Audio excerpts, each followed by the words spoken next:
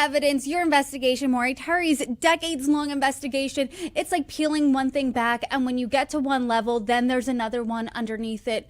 When you've watched other documentaries, when you've seen David Berkowitz's latest interview in 2017, I mean, does your mind change at all? Do you see how they approach it and say, I didn't think of that, or you think, hey, I did think of that, and I'm sticking by the way I tell the story? I think that's a good question too, because it's not like we've ever changed the original narrative. And when I sat with Berkowitz, I went and sat with Berkowitz many times to ask him to be on camera, to say, you were friends with Maury Terry. How come you didn't tell the whole truth? And he even shocked me with things that he said. You know, he said, well, I did actually believe that there was a possessed dog. So it's interesting, and new facts emerge. It's a mixture of mental illness. You know, David Berkowitz had a lot of family issues going on, so I think it's a lot of those issues as well. But even Berkowitz surprised me with new information. Look, I think one of the worst things you can ever do, whether you're a documentarian, a detective, news, what have you, is have a formed opinion and not be open to new information. Because then you're not doing everybody justice. You're just obstinate in some respects. And so I always look at everything with a open mind and say, could I be wrong? Absolutely. But still, I'm looking for convincing questions as to why certain things didn't happen. Why didn't the police interview the son of Sam? Why did this is an interesting one, by the way. Why did the Queens District Attorney reopen the investigation? A Queens District Attorney in the late 80s, early 90s does not reopen the son of Sam investigation unless there is cause to reopen that investigation, because that is a political wormhole. He would never do it. So I, in fact, just spoke to one of the chief investigators and saying, oh, come on my podcast. Let's get back into it. And he's like, what's it going to do? What's it going to help? You know, I was like, well, you know, look, people need to know that you guys actually went through Santucci's office, who was the DA at the time, reinvestigated this case. That's pretty important. He's like, yes, for sure. And a lot of what Maury said was right. A lot of what Maury Terry said was wrong. So I don't know if I'm ever going to be able to give you or your audience the answers that are truly going to satisfy them. And I said, that's so confounding.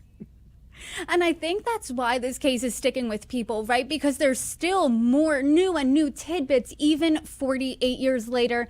And I think part of the surprise when David Berkowitz was arrested was people did not think that who he was squared with these horrible crimes just based on the way he looked, right? He was about 5'8", 5'9". People said, that doesn't look like a serial killer, really. I think he was like 5'6", 5'5". You know, yeah, maybe I'm probably being generous here. Yeah, so either way, on the shorter side, he had extra 3 inches. yeah, on the shorter side, didn't look like what people envisioned this monster in their mind. When you sat with him, I mean, what was most surprising to you? Honestly, he was just kind of schlubby. You know, and it changed my perspective. It didn't really change my perspective, but it solidified my perspective, which is David Berkowitz was somebody who could be manipulated. It's like, give it to Mikey. Mikey likes it. Mikey will try anything. Maybe sex was a motivator. Companionship was a motivator. Friendship was a motivator. Actually, a lot of things that work in cults, to be honest with you, in terms of bringing wayward people together. So that was interesting for me to see him. And, you know, I was like, you could get out of jail, you know, right? There's enough problems, in fact, in your original sentencing, where the DA had said he was going to get a deal if he went into a mental institution. If he confessed, he was going to go into a mental institution. What happened was there were all these protests, and then suddenly the DA flipped the deal on him, and Berkowitz went nuts in the courtroom and yelled crazy stuff. So I said, you could get out. And he's like, no, I like it here. You know, he's found God and he's a minister. So I think that's interesting too. When you think about giving yourself a role later in life and making yourself important. And I mean, sitting with him, is there a feeling, because I've never talked to someone who's been convicted of being a serial killer. So is there a sense of, hey, I'm trying to square with what you're saying you did with the crimes you were charged and ultimately convicted of with who I'm sitting across from right now? Well, good. That kind of goes back to your original question, right? Yeah. Meaning, when Berkowitz was arrested, even the mayor himself, the first comment from the mayor is, well, he doesn't look like the guy that we were always looking for. Literally, his first question, his first answer. So there was always, there's two sides of that answer, right? There's always, well, this guy doesn't quite look like who we think a serial killer is. And then it's actually David Berkowitz actually doesn't look like who we thought the perpetrator was. There's two, so there were two issues. And then you look at all the pictures, and I even went in and re-interviewed and listened to some of the original suspects talking about whether he was left-handed or was right-handed, and listened to the tapes, and they were like, well, John Carr was right-handed. I forget what the detail was, but the woman, when she was telling the detective, she was only 15 years old, she had said it was the left arm, but then when you flip it around and look at it from on her side, it's actually the right, so I was like, wait a second, what they're saying, why it couldn't be David Berkowitz, it actually could be David Berkowitz. So there were just so many different factors, but there was, if you can believe this, no post-arrest investigation into the Carr brothers, which I find to be crazy, because in this day and age, if we have somebody who confesses to a crime, we are going to do an incredible amount of post-arrest investigation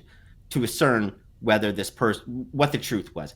And it was really more like, he admits it, everybody kind of, or he gets caught, he admits it, there's a huge party, they're planning like where to get the alcohol, they're not, and the DAs are just kind of shuffling in to get his confession, all the 5 different DAs. Everybody wants time with David Berkowitz because he had committed crimes in all different suburbs, so that's another issue.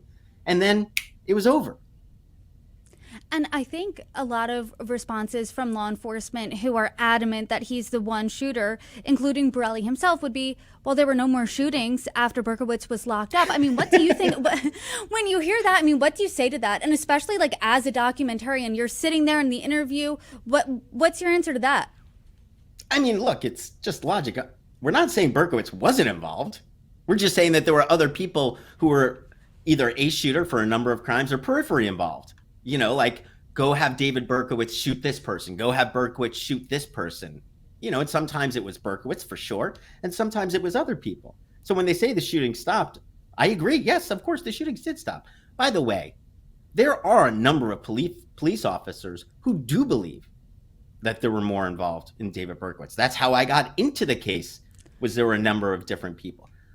I think there's a large consensus out there. Large consensus, I don't know. There's a strong, vehement group of people who just believe it was part of a devil-worshipping cult, and that's the part that I don't believe. I think it was sex, drugs, and rock and roll with the cult as a kind of smokescreen, as a kind of theatrics. As I say, you can either pay people to do really bad stuff, or you can tell them it's part of a cult and get them to do it for free.